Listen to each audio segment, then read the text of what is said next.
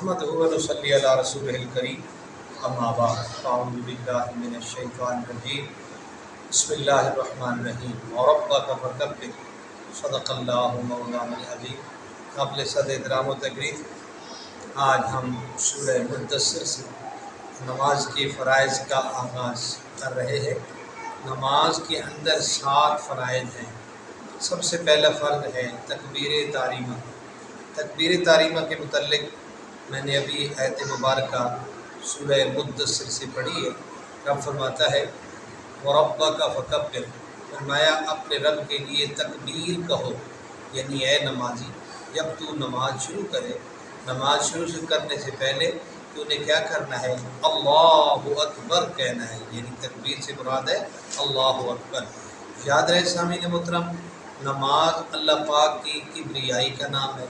नमाज ज़िक्रुल्लाह अकबर है, वाला ज़िक्रुल्लाह अकबर, ये सबसे बड़ा अल्लाह पाक का ज़िक्र है। और इस ज़िक्र को जैसे हम शुरू करते हैं तो उस रब करीम की किब्रियाई से शुरू करते हैं। तो अल्लाहु अकबर कहना फ़र्ज़ है नमाज का। नमाज के अंदर ये पहला फ़र्ज़ है, इससे नमाज शुरू हो रही है। और उसके बाद दूसरा है वक़ूमू लिल्लाहि क़ानितीन, कि अल्लाह पाक के लिए क़याम करो। यानी जब आप नमाज में खड़े हों तो क़याम नमाज के अंदर फ़र्ज़ है। मैं यहाँ सामीन मोहतरम एक ख़ास नुक्ता अपने सामीन की नज़र करो।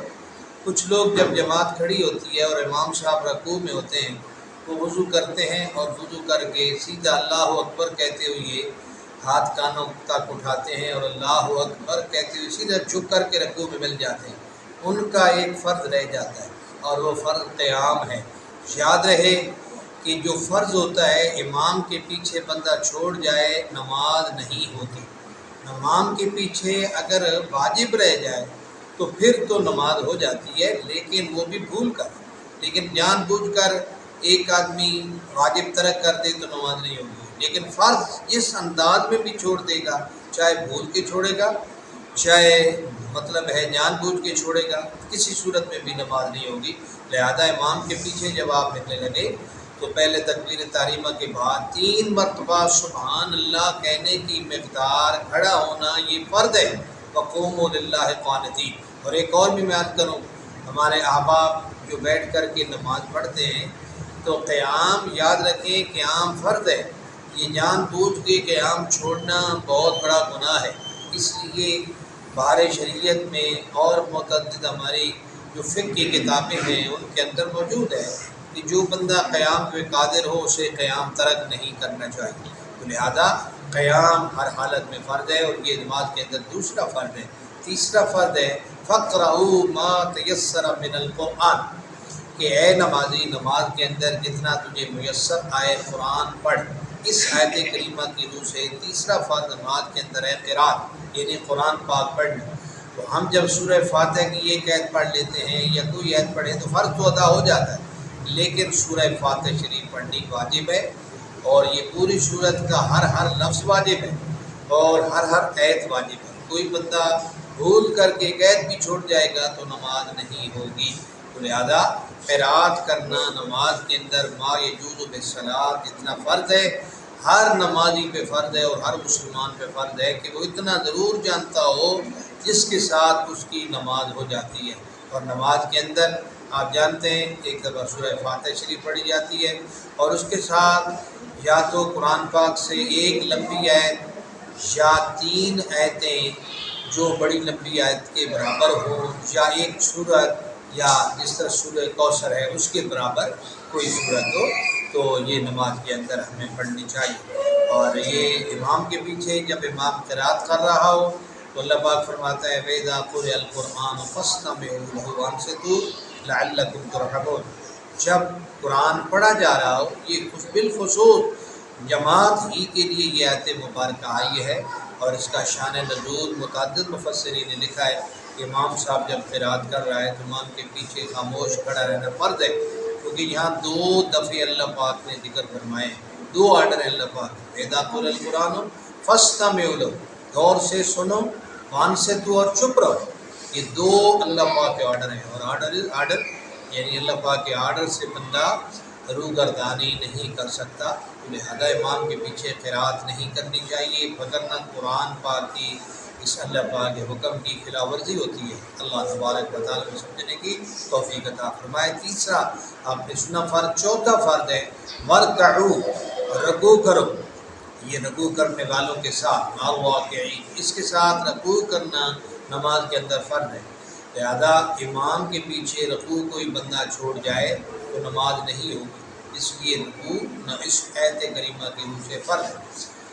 اور اس کے بعد پانچواں فرض ہے وسجدو، اللہ پاک کی بارگاہ میں سجدے کرو، لہذا 2 سجدے نماز کے اندر فرض ہیں۔ ایک رکعت کے بعد ہم 2 سجدے کرتے ہیں، ایک سجدہ کریں گے، ایک چھوڑ جائیں گے، نماز نہیں ہوگی چاہے ہم امام کے پیچھے ہی کیوں نہ ہو، لہذا دونوں سجدے فرض ہیں۔ یہ بعض خیال کے مطابق یعنی کچھ لوگوں کا یہ گمان ہے کہ ایک سجدہ فرض ہے، ایسی بات نہیں، دونوں سجدے فرض ہیں ہر رکعت کے بعد، لہذا دونوں سجدے کرنے چاہیے اور امام کے پیچھے بھی دونوں سجدے ہوں گے تب نماز ہوگی۔